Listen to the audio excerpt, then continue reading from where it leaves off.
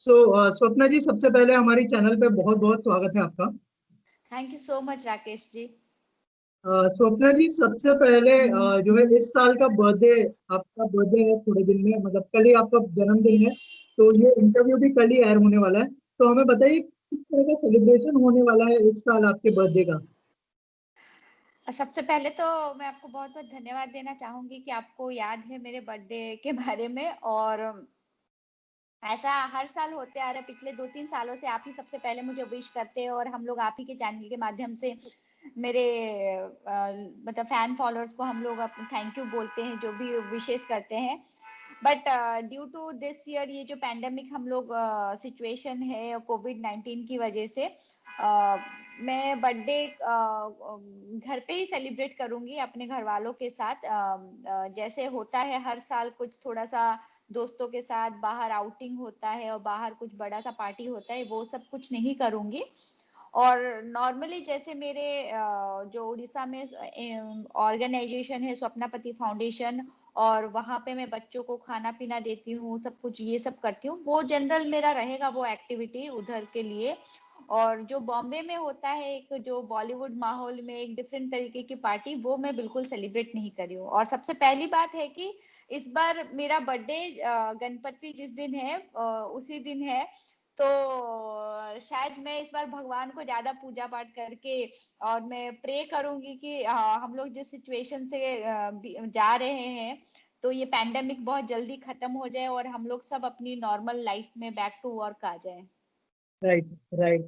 स्वप्ना जी, इसके अलावा जिस तरह का पेंडेमिक सिचुएशन चल रहा है उसकी वजह से और दूसरी भी चीजों की वजह से, जैसे असम में फ्लड आया था, बिहार में फ्लड आया था, तो उस बारे में क्या कहना चाहेंगे आप? मतलब 2020 पूरी तरह से, मतलब हम सबकी परीक्षा ले रहा है, ऐसा आप मानते हैं? डेफिनेटली जैसे लग रहा है कि ये हम लोग सब इम्तिहान की घड़ी से गुजर रहे हैं। क्योंकि सी देखिए, बाढ़ आना ये एक नेचुरल कैलेमिटी होता ही है, ये हर साल कहीं ना कहीं पे बाढ़ आता है या तो सूखा होता है, तो ये सारी चीजें होती है। और असम में जो कुछ हुआ है, बिहार में हुआ है, इवन केरला में भी हुआ है।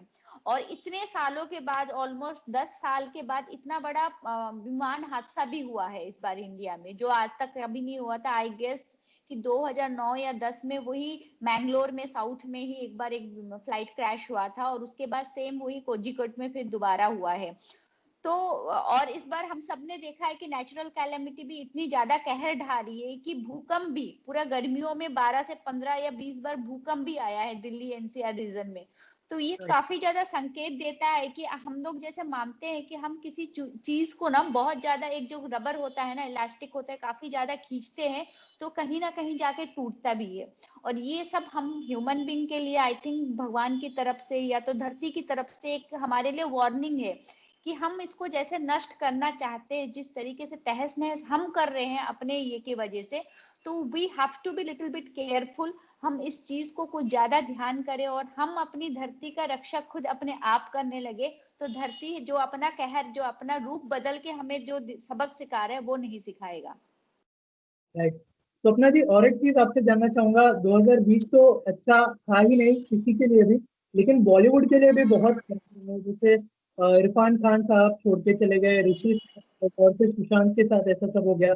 और भी कई सारे एक्टर्स हुआ है जिन्होंने सुसाइड, डिप्रेशन में आते, तो इस बारे में क्या कहेंगे आप एज एन एक्टर?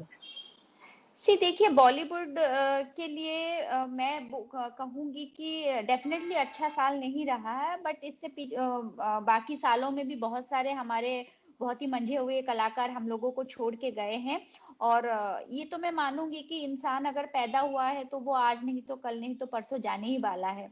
बट हाँ ठीक है, हमारे जो करीब थे और जिनके लिए हम एक्सपेक्टेशन नहीं किए थे, और इन सब के बीच में हम सब जानते हैं कि सुशांत सिंह राजपूत जो एक बहुत ही यंग और टैलेंटेड एक्टर है, उनका मतलब इस तरीके से, हाँ कोई बीमारी के कारण गया तो उसे हम रोक नहीं सकते हैं, बट ये जो चीज है उनके साथ जो ट्रेजेडी हुआ है, और टिल नाउ हम लोग नहीं जानते हैं कि वो मर्डर है या सुसाइड है।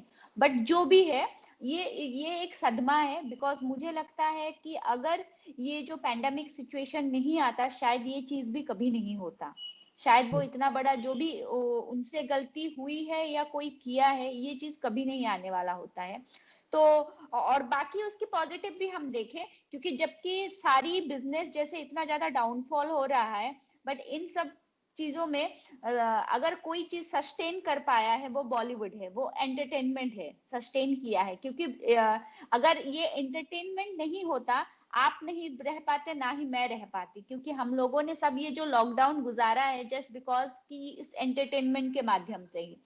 तो मैं बोलूंगी कि बॉलीवुड के लिए काफी ज्यादा बेनिफिट भी हुआ। जो पिक्चरें थिएटर में रिलीज होके जितना बिजनेस कर पाता, नहीं कर पाता, वो एक कैडर में चला जाता है, जो 100 करोड़ के क्लब में जो उसमें नहीं गए और डायरेक्ट उनको ओटीटी से ऑफर आया और वो लोग अपना बिजनेस कर पाए। तो ये भी बहुत बड़ी बात है, इसको हम पॉजिटिव में भी ले सकते हैं। Right, right. स्वप्ना जी, इसके अलावा आपका बर्थडे भी है इस साल और आप फैमिली से भी दूर हो, तो फैमिली को कितना मिस करने वाले हो इस बार अपने बर्थडे में? जी देखिए, मैं पिछले कुछ सालों से जब से बॉम्बे में हूँ तो घर वालों के साथ बर्थडे सेलिब्रेट नहीं कर रही हूँ। ऑब्वियसली आजकल सारा चीज वर्चुअल हो रहा है, तो हम लोग वर्चुअल बर्थडे भी सेलिब्रेट करेंगे, क्योंकि वीडियो कॉल आज के डेट पे इतना इजी हो गया है, तो एक दूसरे को देख सकते हैं, केक भी काट सकते हैं और सब कुछ कर सकते हैं। बट मैं आपको एक चीज अपनी सीक्रेट शेयर करना चाहती हूँ। जरूर। ये जो सिचुएशन से हम लोग गुजर रहे हैं, और मेरी वो प्रेयर है भगवान से, और मैंने एक ऐसे ही प्रॉमिस किया है अपने आप से कि ये जो सिचुएशन है इस साल मैं केक नहीं काटने वाली हूँ। मैं चाहती हूँ कि इस साल मैं केक काट के अपनी जो अपने आप में खुशी मनाना नहीं चाहती हूँ, क्योंकि दुनिया में बहुत सारे लोग हैं जिनके बिजनेस चले गए हैं, जिनको खाने को नहीं मिल रहा है, नौकरी नहीं है, सैलरी नहीं मिल रही है। तो इस सब के कारण मैंने इस बार सोचा है कि अगर हम कैसे खुशी मना सकते हैं। ठीक है, मेरे अंदर खुशी है, मेरे लिए लोग विश करेंगे, डेफिनेटली उन सब चीजों से मैं भाग नहीं सकती हूँ। और मेरा बर्थडे इस बार गणपति के दिन आ रहा है, तो मैं पूजा डेफिनेटली करूंगी, ये सारी चीजें करूंगी, बट मैं केक नहीं काटूंगी इस साल। वाह, बहुत अच्छा डिसीजन लिया है आपने। Thank you so much.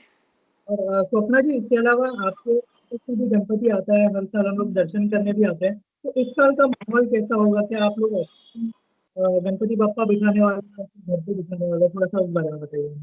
C office में तो डेफिनेटली पूजा होगा, क्योंकि ऑफिस है तो वो वर्क प्लेस है, उसमें पूजा तो होगा भगवान का। इवन घर पे भी मैं पूजा करूँ, जैसे मैं आपको बोल रही हूँ, तो मैं हर साल घर पे भी पूजा करती हूँ, तो मैं घर पे भी पूजा करूंगी। और गणपति जी तो मेरे घर पे हमेशा से ही है, और उनकी वजह से ही मैं यहीं पे हूँ। तो पूजा तो वो डेफिनेटली होगा, ऑफिस में भी होगा और घर पे भी होगा। हाँ, माहौल जो बहुत सारा डेकोरेशन होता है और बहुत सारी खूबसूरती के साथ हम लोग वेलकम करते हैं पापा को, वो इस साल इतना ज्यादा नहीं हो रहा है। बहुत सिंपल तरीके से पूजा पाठ जैसे होता है वही होगा। राइट। स्वप्ना जी, और एक चीज मैं आपसे जानना चाहूंगा। आपने थोड़ी देर पहले कहा कि सिर्फ एंटरटेनमेंट इंडस्ट्री ऐसा है जो सस्टेन कर पाया है अभी अभी के लॉकडाउन के टाइम।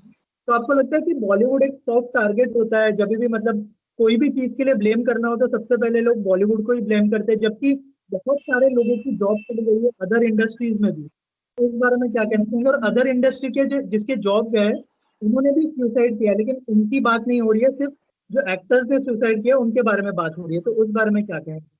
या डेफिनेटली, क्योंकि देखिए हमारे इंडिया में जो 130 करोड़ की जनता है ना, इन सबकी नजर क्या होता है ना, जो ज्यादा टीवी में दिखाई दे, जो ज्यादा फेम कमाए। तो इन बॉलीवुड एक ऐसा प्लेटफॉर्म है जहाँ पे लोगों को रिकॉग्निशन बहुत जल्दी मिलती है, और जहाँ रिकॉग्निशन है और आपके, तो वहां पे आपका फैन फॉलोअर ज्यादा होगा। तो इसीलिए बॉलीवुड हमेशा, अगर कोई क्राइम हो या कुछ भी हो, ग्लैमर आ जाता है, कोई भी गॉसिप आ जाता है, कुछ भी र्यूमर फैलाना हो, तो बहुत जल्दी बॉलीवुड को लोग मतलब एक्सेस करने की कोशिश करते हैं। और मैं ये चीज मानती हूँ, ये पहले ज्यादा नहीं होता था, आजकल बहुत ज्यादा हो रहा है बिकॉज ऑफ सोशल मीडिया। अगर आप देखेंगे, आप कल सोशल मीडिया बंद कर दिया जाए ना, तो कोई गॉसिप और किसी के लिए बात है ये आजकल, और लोगों को एक अपने जो बोलते हैं ना, अपना वजूद जाहिर करने का एक बहुत अच्छा प्लेटफॉर्म मिल गया है। और विदाउट नोइंग एनीथिंग, ये जो लोग सो कॉल्ड लोग होते हैं ना, तो वो बहुत ज्यादा गॉसिप के लिए ना ये सोशल मीडिया को यूज करते हैं, और ज्यादा बॉलीवुड पे ही टारगेट करते हैं। Right, right. तो अदर इंडस्ट्रीज के लिए क्या कहना चाहेंगे, जो मतलब वहां से भी जॉब गए हैं लेकिन फिर भी बॉलीवुड को ही टारगेट किया जा रहा है? मैं वही बात करना चाहती हूँ, लोगों को वही समझाना चाहती हूँ कि आप जो नॉर्मल ह्यूमन बीइंग है, ठीक है आप लोगों का प्यार, आप लोगों का जो गुड विशेस की वजह से ये बॉलीवुड है और सारे एक्टर एक्ट्रेस आज जिंदा है आप लोगों के प्यार और गुड विशेस की वजह से। बट साइमल्टेनियसली आप अगर इतना ज्यादा बॉलीवुड को आप अपने सोशल मीडिया में दिखाते हैं और बोलते हैं, उसको क्रिटिसाइज करते हैं या तो अप्रिशिएट करते हैं, दोनों चीज आप लोग करते हैं। तो मैं चाहती हूँ कहीं ना कहीं आप आम जनता की आवाज से आज अगर मतलब सुशांत सिंह राजपूत को सीबीआई इंक्वायरी के लिए परमिशन मिला है, तो मैं चाहती हूँ कि वही आम जनता अपनी आवाज बुलंद करे और जो नॉर्मल ह्यूमन बीइंग जो जहाँ पे लोगों की नौकरी चली गई उस चीज को मुद्दा को बाहर लाके रखे, सो दैट जो हमारा गवर्नमेंट जो चीज कर नहीं पा रहे हैं उसी चीज के ऊपर ज्यादा फोकस करे। तो ये मेरे मतलब नॉर्मल जो आम जनता से गुजारिश है कि प्लीज आप, हम सबको प्यार करते हैं ये बहुत बड़ी बात है, बॉलीवुड से प्यार करते हैं बहुत बड़ी बात है, बट आप लोग जो अपनी आवाज उठा रहे हो वो आम लोगों के लिए भी उठाओ तो उनके लिए बहुत अच्छा होगा। राइट। स्वप्ना जी, इसके अलावा आप लोग कांस गए थे, उसको भी जो है आई गेस 1 साल पूरा हो चुका है। तो उस मेमोरी को कैसे सेलिब्रेट किया आप लोगों ने, क्योंकि अभी वो सेलिब्रेशन का टाइम तो नहीं है, लेकिन फिर भी 1 साल हो गया, काफी सारी मेमोरीज जुड़ी है। आपकी फिल्म को जो है अप्रिशिएट किया गया था कांस में। क्या कहना चाहेंगे उस मेमोरीज के बारे में, क्या कहना चाहेंगे? मैं तो भगवान से बहुत बहुत शुक्रिया करना चाहूंगी कि थैंक गॉड मैं पिछले साल ही चली गई थी। आई होपफुली अगर इस साल होता सिलेक्शन तो मैं कभी जा ही नहीं पाती और वो इवेंट हुआ ही नहीं, कैंस फेस्टिवल इस बार हुआ ही नहीं है। और जब हमारे सोशल मीडिया में टाइमलाइन पे आता है ना 1 साल पूरा हुआ उसके फोटोग्राफ्स आते हैं तो काफी खुशी मिलता है कि अरे वाह वो दिन था, हम लोग वहां पे थे।